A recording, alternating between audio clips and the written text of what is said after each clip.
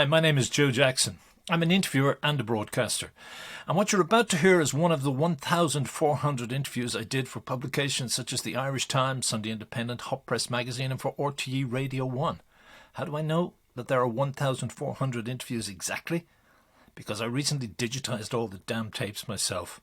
But please remember that many of the interviews were done for the print media and recorded on cassette tapes. So some are, let's say, sonically challenged. But sometimes sonic considerations should give way to historical significance, I believe. And I'm glad to say that at least some powers that be in RTE Radio 1 agreed with me on this, and broadcast between 2015 and 2018 many of my interviews in a series called The Joe Jackson Tapes Revisited. What follows is one such programme, edited for this podcast and minus music, which I can't use for copyright reasons. The full tapes can be accessed at joejacksoninterviewer.com. Either way, enjoy. Let's face it, many people who are fans of someone often say or think, I'd love to sit down and have a coffee or a pint with... Who? Well, you fill in that gap the name of your hero. And if that hero happens to be Joe Dolan, then later in this show you can, in a way, join Joe and I for a pint in the snug of the bar in Dublin's Clarence Hotel for an interview we did in 2001 that has never been broadcast. Or, more factually speaking, you can at least eavesdrop. But first, I want to revisit the unedited tape we made a year earlier for an edition of my RTE Radio 1 series, Under the Influence. At the time, Joe Dolan, who was born in Mullingar in 1939, was having a huge resurgence of popularity, having redefined his style for the 21st century, with 2 EMI albums, Joe's 90s and, suitably enough, 21st Century Joe.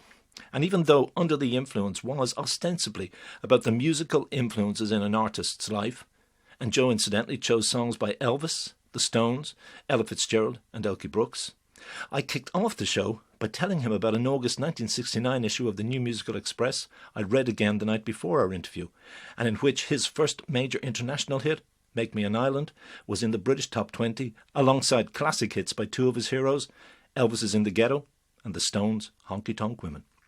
But I also suggested near the start of the programme that the chart success of Make Me an Island in Britain had a lot to do with music industry shenanigans.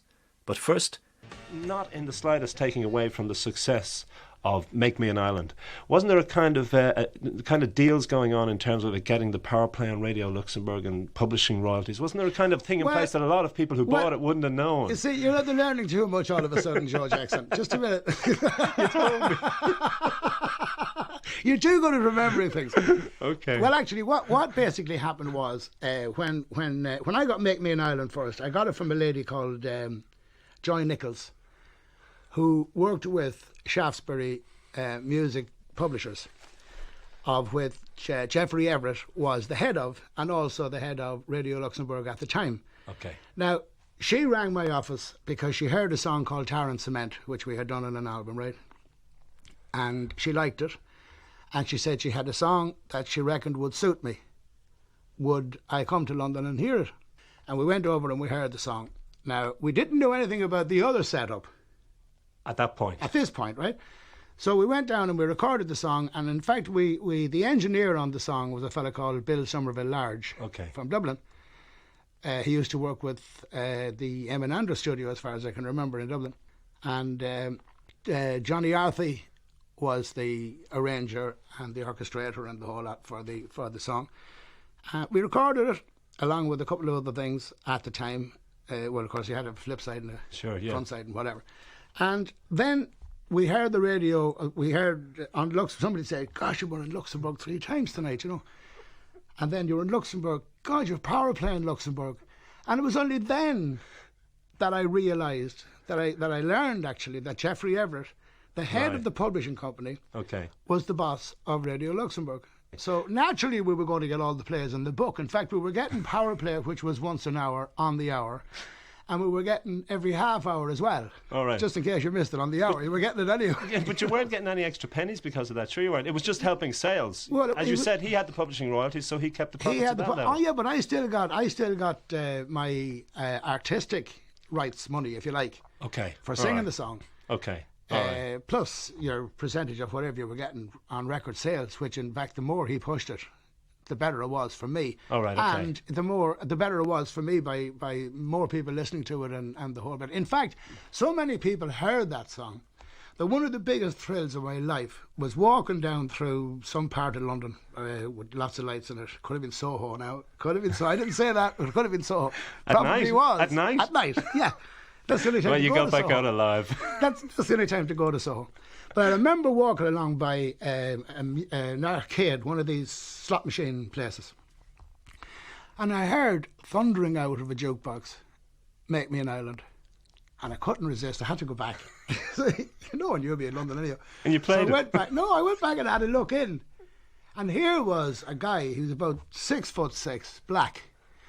And he's standing with his two arms on the side of the jukebox and he's swaying from side to side to Make Me an Island. And Okay. I says, God, this has to be it. It's going to go far.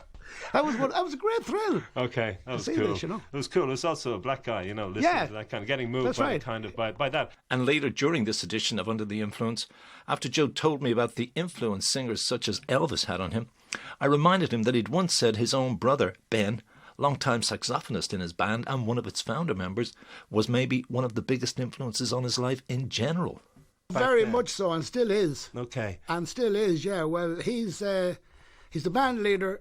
He's the sax player in the band, and he's, well, I won't say he's the manager because we have a manager, like, but he thinks he is. Okay. But he's also the accountant. Okay. Very important. He looks after everything. He's tremendous. Did he yeah. look after everything from the outset? Yes. As an accountant? From the beginning, he was the Okay. money man. Okay, because I did see one of the first headlines and I thought it was very funny. Joe has had his laughs, now he wants money. That's when I sobered up one day. Well, no, you were drinking gin and tonic according to the interviewee. I realised there was something else out there. But wait, but was that part of starting off? I know, like we were talking about the money you didn't get from the publishing royalties going somewhere else for Make Me an Island. But was there a point at which earlier, back in the 60s when you were doing your original recordings, you were ripped off and you did have to learn the hard way and then say, okay, we're going to appoint our own accountant and we're going to control it? Well, everybody gets ripped off to a point, unless, like the modern day artists, I think, are a little bit more smart now than we were. And they sort of the first thing to do is hire a solicitor to sign up something they haven't got even yet, or an accountant to count what they haven't got yet. Right, I mean, okay. it's all there. It's ready to rock and roll if the money starts rolling in. Okay. Now, in our days, like when we started out in the business, I mean, it was a case of all you wanted to do was play to a crowd of people and have fun. Right. You know, I mean, that wasn't in the back of your mind at all. Like making cash, where are the shillings for this? Right, okay. That's until one day you had no dinner. Yeah, okay. And you said, why have I no dinner? You know. Okay, so you decided to change things then. Well, we had to, you know. I mean, it's All a right, case okay. of... But was that a drive for you too, to not work as a printer or whatever, to say this is also a good bloody way to make a living? Eventually, did you decide that, and you have made a good living out of it? I enjoyed my time at the printing works. All right. And I enjoyed the camaraderie with the lads and all this sort of stuff in the printing office. But it sort of wasn't for me. Okay. I knew there was something else out there that I wanted to do. All right. So sort of this was it. And my manager at the time in the Westmeath Examiner of the Examiner office, he sort of helped me on the way. Sacked you. No, he didn't actually. He said, look, you've got to make your mind up. It's either the Westmeath Examiner or show business. Oh, okay. And I said, look, that's the easiest thing I was ever asked to answer. I'm out of here.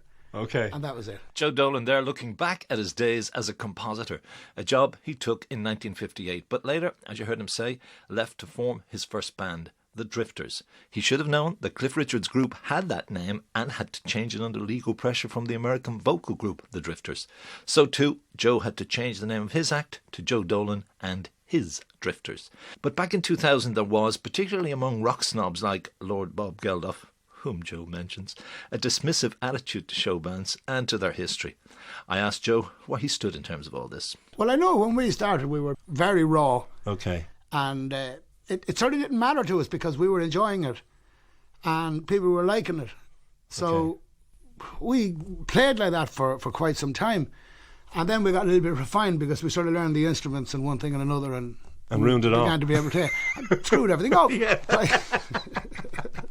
But when there were fantastic musicians around at the time. Like there were really brilliant musicians. I mean, Van Morrison has spoken about that. Sure.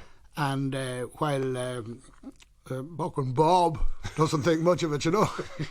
But then, not Bob Dylan, I hasten to add. Bob Geldof. No, Bob Geldof, yes, Lord Bob. Okay. Well, I mean, who'd pass much remarks now on Bob now, to be quite honest. All right, okay. Sir Bob or otherwise, you know. Okay, all right, okay. But a lot of people dissed the show bands and the work you were doing. And there were a lot of great songs that were other people, like Love of the Common People, they stand up as great songs you did. What the bands were doing in those days, where they were doing exactly what the bands are doing today. Okay. Pleasing the crowd. Okay. You know, pleasing the customers. All right. I mean, you can talk about anyone you want nowadays and say, well, we're not out to please the crowd, you know, we're pleasing ourselves. I mean, you can go back to the Gallagher brothers if you wish. Now, at the end of the day, they're working very hard on going back to America because they bombed out in America because of Liam's antics and I want to go home and all this sort of crap. Now, they are turning the rack to American way. Now, that's not because it's what they want to do. They want to do that because their ego has been dented a little bit and they want to get back into doing what the American people want to hear them doing.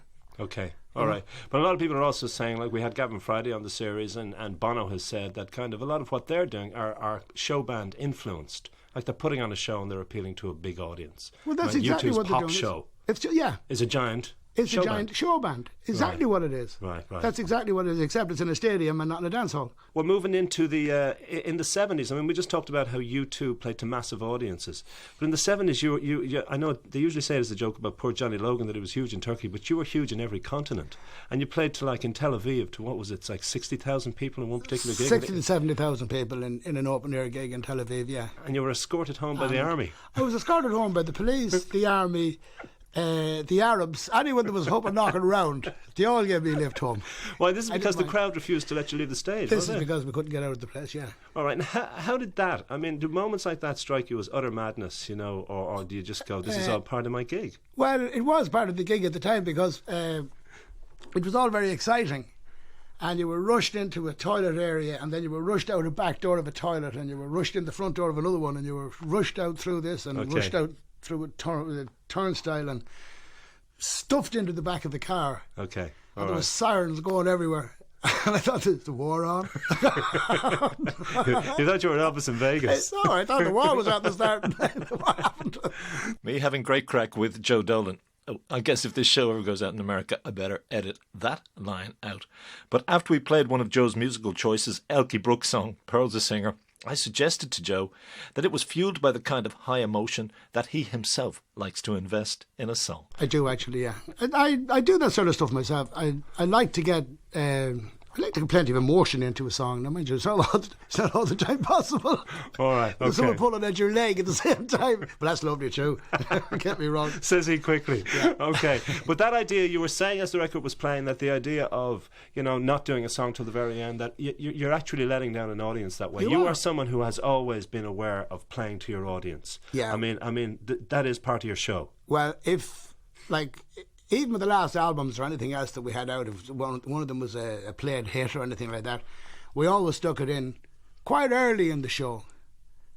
You know, I mean, I saw, funny enough, at Riverdance, to digress totally. Okay, go ahead. I mean, when I saw Riverdance first, I mean, they did that 7-minute snippet at the end of the first half, which was great because you didn't want to wait till the end of the blinking show, like with an interval and everything. And then they finished off with it as well, which I thought was a novel idea. Okay, right. That you were all, everyone went out of the place at the interval, excited, up to the moon, and then they came back in and they left up to the moon again because I mean this is really what they went to see. But I mean the rest in between was tremendous as well. Sure, yeah. But they did the piece that everyone wanted to see, and that's what I should think, that somebody with a big hit record should put it in halfway through the show, not when the show is over. And do you ever feel hemmed in? Did you ever at any point in all those years feel hemmed in by audience expectations? Did you ever go, look, I just don't want to have to do all these hits again? Do you ever go, I want to break in new songs, I want to change my image? Well, you see, what you do is you can't leave out the big ones, but you can leave out some of the minor ones. Okay. And there's not much remarks passed on that. I mean, you can take out, well, okay, we have, let's say, Make Me an Island there, so you leave that, or you may push it down a little bit and take out another one, pull it up and then take it out and put in a new one. Okay, I'm going to jump ahead. I'm going to to break with chronology here because I want to play a song. It's a friend of mine. Has he 2 legs or one? He's only one now. So the idea, I want to play a song. It is chronology. Chronology. Not crimology, no. No, it's not criminology. Criminology. We won't talk about that, Joe. No, we won't go into that, all right. I want to play a song that has the same mood of Pearl's the Singer. Now, this is kind of coming from your latest album, and it's your interpretation actually of U2's Who's Going to Ride Your Wild Horses. And yeah, and this leads into just the general question of over the last few years you have kind of redefined yourself. So why this song? I mean, what made you turn towards this? Well, I was asked if I'd like to do it. No, I got lots of songs for the albums, right? So we picked out 1 or 2 here and there, and I like this song. I liked the way Bono did it. I liked the way they played it. I liked everything about the song, and it says I could sing that, or I reckon I could anyhow. Now there's people out there that say that I probably couldn't, but that's not the point. They're not listening to the radio anyhow. Because it's you, okay. But anyway, we did the song because and having gone into the studio and put it down and all, I was thrilled with the end result. So I was delighted I had done it. And you wouldn't have to kind of consult Bono and Edge or anyone and say, no, it's a publishing deal done and you cover it. Publishing deal done. I mean, they get the money for it. And did they get back to you about it? No. Okay, all right. No. So maybe they'll hear it for the first time today. Well, I hope they do. Okay, Joe, listening to that, you clearly enjoy singing that song. I did. I love doing it, yeah. I got a great buzz out of doing it. It was a lovely song. Great song. And you haven't done it yet live? We've never done it on stage, funnily enough, but as I was listening to it right now, I reckon we're going to put it in the show, yeah. Okay. And soon afterwards, that particular edition of Under the Influence did end, with actually Joe Dolan telling me that his process of redefinition was helped greatly by recording the song Disco 2000, and that it made him so excited they had to literally drag him out of the studio, at which point I had to tell him he was being booted out of mine. Okay, so now let's fast forward a year or so to our second interview, and what follows are my edited highlights from a 1-hour chat that I will not interrupt with added narration, lest that damage your sense that you are actually sitting in and eavesdropping. This tape was, as I said earlier, made in the snug of a Dublin bar, and as such you will hear background noises such as, say, the sound of a fan. Not asking for an autograph, I mean an electric fan, and occasionally voices. I'd no control over that. Joe chose the venue. Then again, this time round we were doing an interview for my weekly slot in the Sunday Independent, and background noises, which were actually kept to a minimum because we both asked that the door of the snug be kept closed, didn't really bother us. I hope you feel the same. But what now strikes me as particularly appropriate, given that Joe would be dead within 6 years, is the fact that I had recently interviewed for the same newspaper many of his peers, such as Dickie Rock and Brendan Boyer, and found them to be in a reflective mood, looking back over their lives. So to begin with, I asked Joe Dolan if he felt or was in any way similarly inclined. Well, I'm not, because what happened yesterday, I did that. So, good, bad or indifferent, I can't sort of change that. So do you see any of the perhaps no regrets? No, I have no regrets. Do you not? No, none at all. I suppose I do, in a sense. One sort of regret I have is when we recorded Make Me an Island in, 69? Yeah. So you're 27 now, you were... well, I was 9 when I did that, but however, when I recorded that song, it was written by Albert Hammond and Michael Hazelwood. Yeah. And one regret I have about all that is that they didn't stay doing what they were doing. All right. They split up at that time. Okay. And Albert Hammond went doing his own thing, recording his own songs, and Michael Hazelwood went, he was a great lyricist, and he went to the West Coast in America, where he is still writing film scores. Right. So the team that could have provided a lot more. I reckon they were a great team, and they could have provided an awful lot more stuff, and probably things would have gone in a different direction. But you don't have major career regrets because you've sustained a long career. I don't. You've reinvented yourself. You and I have talked about that on radio. Yeah. You've done new songs, you've done old songs, you've kept one audience, you've got a new audience, so you couldn't have any real deep. Well, while I have a new audience, I kept the old audience. Yeah. I mean, they're still with me. Yeah. Regardless of which way I turn. Now, hopefully, with the next album, we're going to go in a different direction. I don't know yet what we're going to do. We're having a meeting over that, please God, over the weekend, and I'll see what we're going to do with the next album. But I am very, very pleased that, like, when EMI came on board, they stayed on board. Right. They didn't turn around and say, well, This is a one-off. All right. They were ready for another album. All right. They're still interested in doing a new album. All right. Okay. And which is good. Which makes you very happy because you have the backing of a big major label. Yeah. Which, I mean, a lot of people don't have. Sure they do. I know that. Well, Dickie Rock would be one who would give us IT together. I know. So there's none of them will get. There's none of them will get this. So why do you still do all this stuff? Is it you must have made enough money now to retire and to play golf for the rest of your days. Yeah, but the one thing about, to be honest with you, Joe, I never did this for money. Well, you did at the start, Joe, because you and I talked about it on the radio. Well, as soon as you realised there was an easier way to make money than you'd been making it, and that people were making money out of it. No, I said if there was an easier way without working. Is what I said. I didn't mention money. Been working. Yeah. Okay. I said if I can get through this without working. All right. There must be an easier way than working. But it turns out to be twice as hard to work as you know yourself. I thought there was an NME, an interview around 69 that I did quote. Now, I may be wrong, where he just said Joe wants to make dough out of his career too. That may have come out of an interview in some way. Maybe it's a good heading. I don't know, but I don't ever. You don't remember having that urge. I don't ever remember having that sort of urge.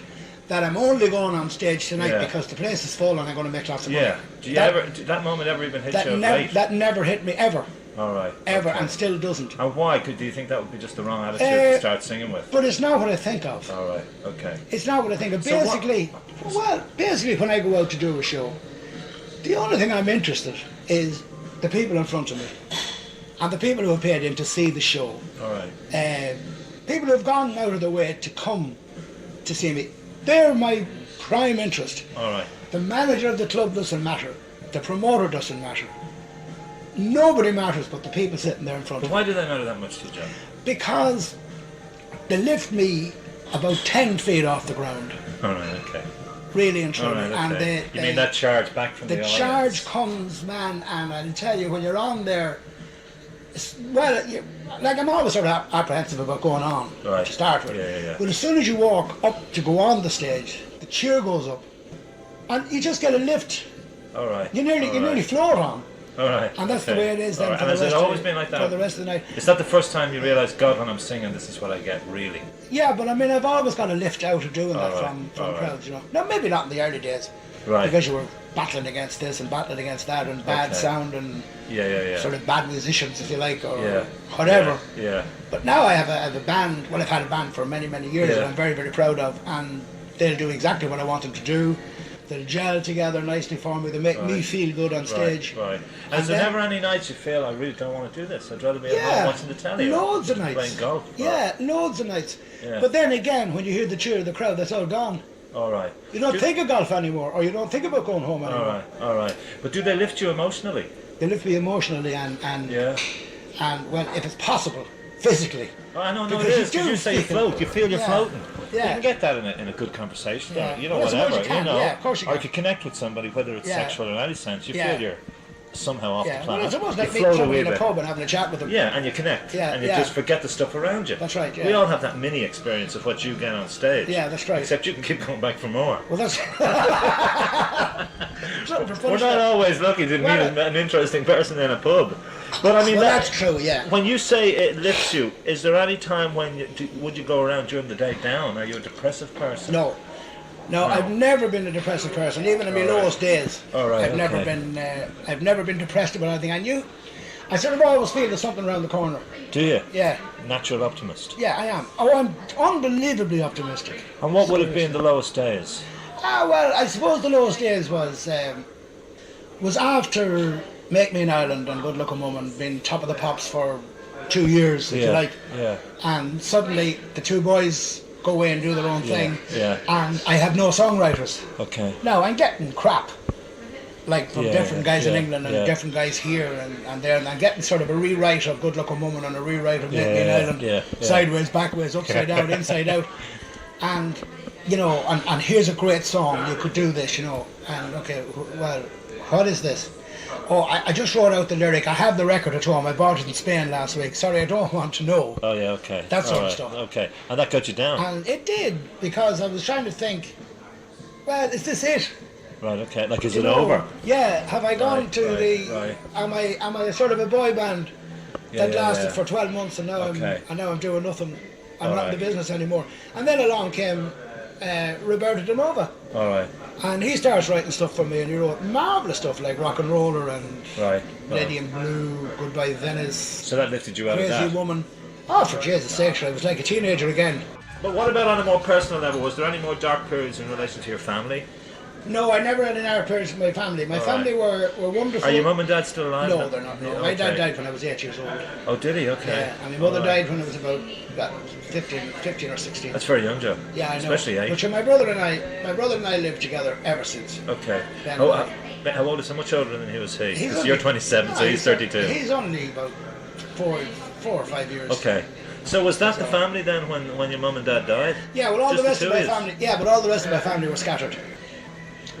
My father, I can never ever remember my father raising his hand to any one of us. Okay.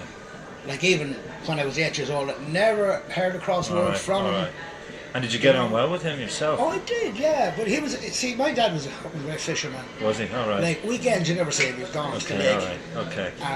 And I think about it quite often. And my mother was excellent as well. She did a bit. But of when he died, Joe, how did it affect you? Well, Was it an funnily accident enough, or a heart attack or no. what? He just got a heart attack. And how old was he though? He went like that. He was 61, I think. He was pretty young. Yeah, Okay. he was 61. So how did that affect you as a young boy? Well, to be honest, the day he died, the weekend, like the day he was buried, actually, I think it was on a Sunday. Right. There was a thing on called Lilliput Sports, Okay. and it was on Lilliput Sports? Lilliput Sports, yeah. It was Okay. down by the shores of Lilliput or Loch End of the Lake. Right. Okay. And of course, I wanted, come on, who's bringing me to Lilliput? We're going to Lilliput.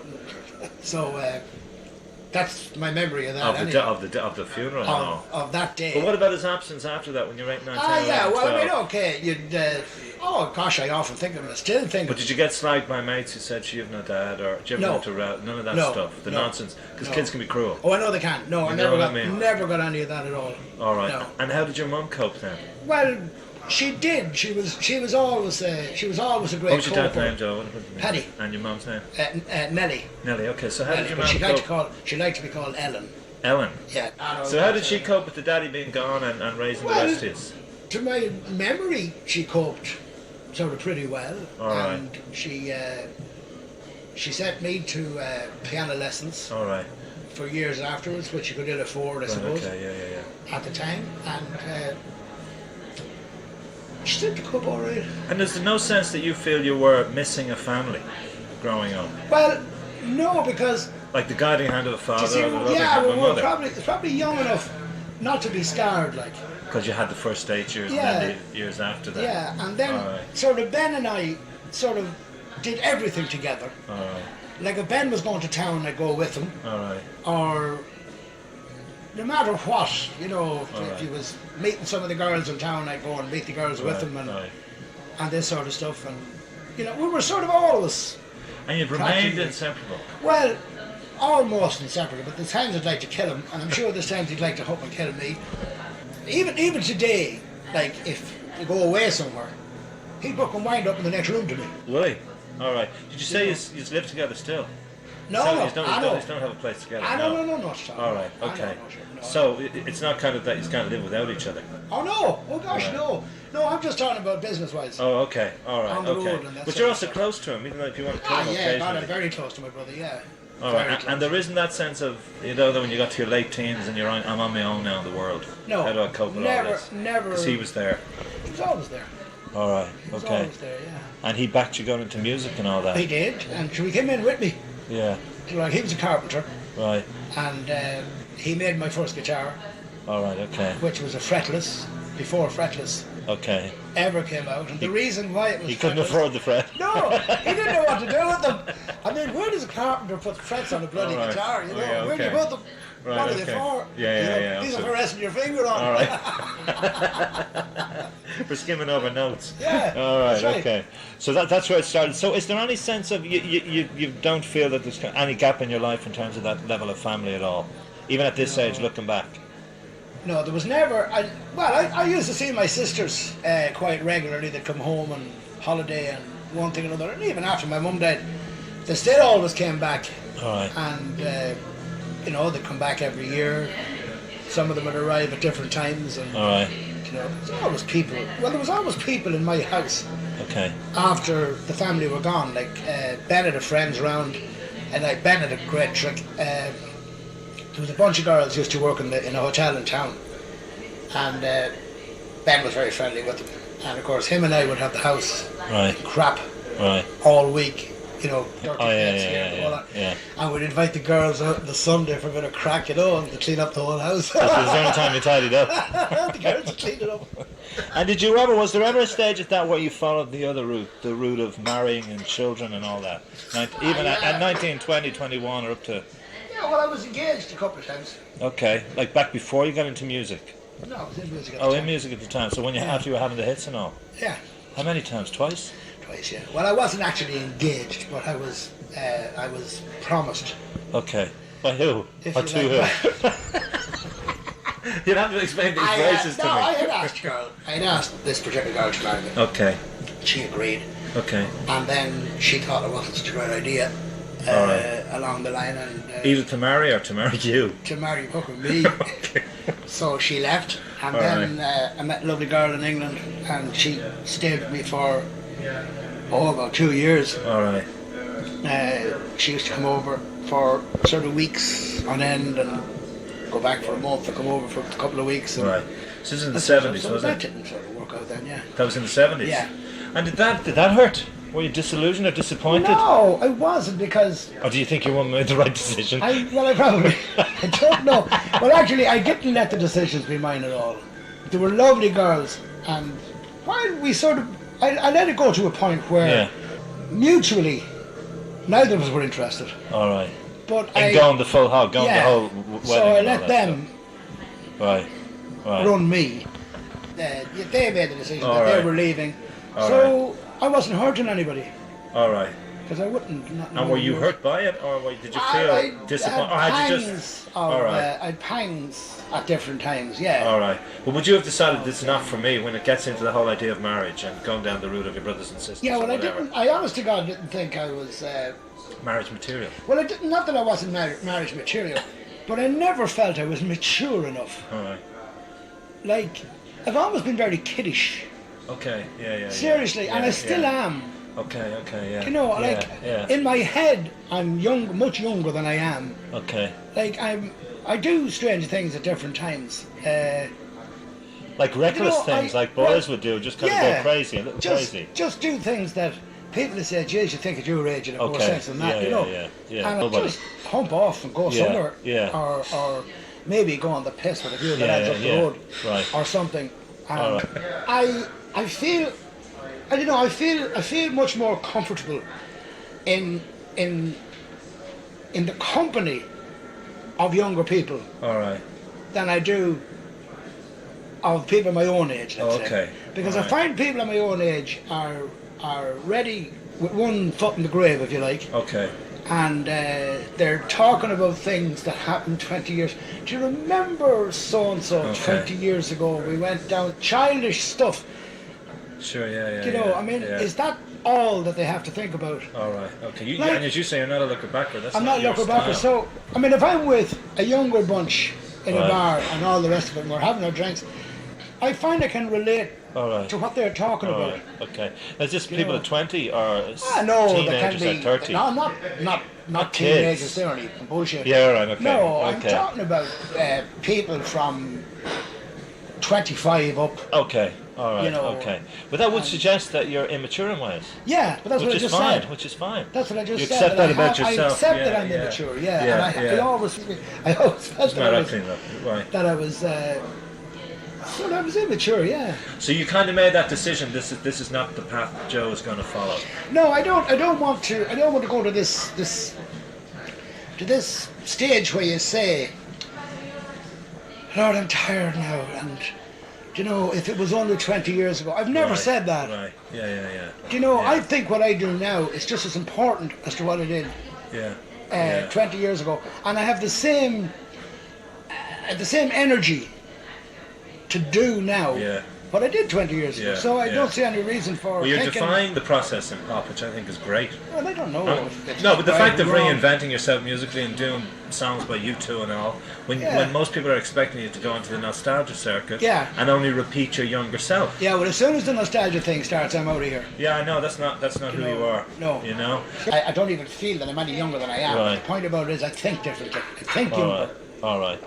I think younger, and I sort of basically act.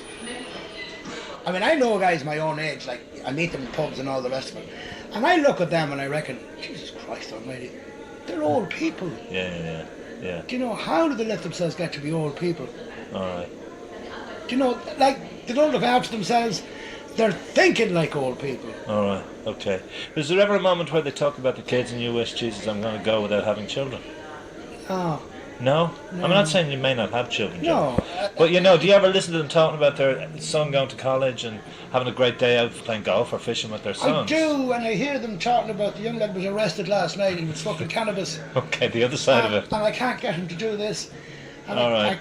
This fella's at home with the bed and he won't get up. Oh, okay. And he's 19 and I can't get him to work. And so that's the less romantic side of being a That's the parent. less romantic side of being a parent. You know? So I said to myself, oh, lucky me. But do you really feel that, Joe? Yeah, oh, lucky me. Because, you know, a lot of people get to a certain age and they regret maybe those things. No, I'll tell you, I've got a very happy disposition with myself. And I, funnily enough, am tremendously fond of my own company. All right, okay. You know, really I am. Okay. I'm probably selfish in lots of ways by saying that, and being comfortable with myself. All right, okay. You know? So would you say you've lived an exciting life, or I've had a fantastic life. I've lived a great life. I did everything I did. I wanted to do. All right. So, well, I suppose lots of things I didn't do that I wanted to do. But I mean, everything I've like done. What though, Joe? Everything I've done, I wanted to do. All right. What things would you have liked to have done that you didn't do? Well, I suppose I would like. I don't want to go back at things, but I mean, I'd like to have done more songs. Right, with that. Yeah. Right. And okay. that sort of stuff. All right. You just mean more at a career level. Yeah. But at a personal level, is there anything? No, on a personal level, there isn't anything that I haven't done that I would want to have done. So are you really happy and secure in where you're living right now? I'm very contented person. Loads and loads of good friends. Not in show business. Do you keep friends? Oh yeah. Do you keep friends a long time? Or do your friends come in and out of your life? I keep friends a long time. All right, okay. Yeah, I do. Joe, you're one of the first kind of absolutely satisfied, happy, balanced, lacking regrets, non-ruined singers. You know, though I've talked to so many. You must read the articles. No, where so many have. I've never. See, it's very difficult to sort of tell people that I don't feel I'm in show business. All right, okay. You know, I'm not a show business person. All right. Now you can see that the way I dress. All right. You know, I'm dressed for golf. Okay, yeah. You know, so I'm not a sort of a pea cap. Big boots, combat pants, or that sort of clothes wearer to say I'm in show business. Look at me, job. That's not me at all. The only time I'm in show business is when I'm on stage. And the rest of the time it's just a normal everyday life. I'm not in show business. I just live. I'm just an ordinary. An ordinary Joe. Hopefully, I'm an ordinary Joe. Well, I said it, not Joe. Obviously, I know, yeah. We both. We could get away with that one because we're both Joe. The late and though I hate cliches, great Joe Dolan, who died Christmas in 2007. So by way of marking the 10th anniversary of his death, let me end this show with him singing the hell out of, or if you like, singing heaven into, a song many dismiss as hackneyed, Danny Boy. That song may indeed have been, as they say, done to death, but Joe's 1969 recording, in my opinion, matches the best pop versions by Jackie Wilson, Tom Jones and Elvis. In fact, when I first heard Elvis Presley's version in 1976, it made me swear secretly that if he died before I got to see him in concert or in my dreams meet the man, I would one day kneel by his grave and say an Ave. I've no doubt that Joe's recording will make many of his fans feel like they, by his grave or otherwise, want to do the same. So I dedicate this recording and this show to the memory of Joe Dolan and to his fans. Thank you for listening. Hi, Joe Jackson here again. I thank you for listening to this edition of the Joe Jackson Interviews podcast. More can be heard on my website, joejacksoninterviewer.com.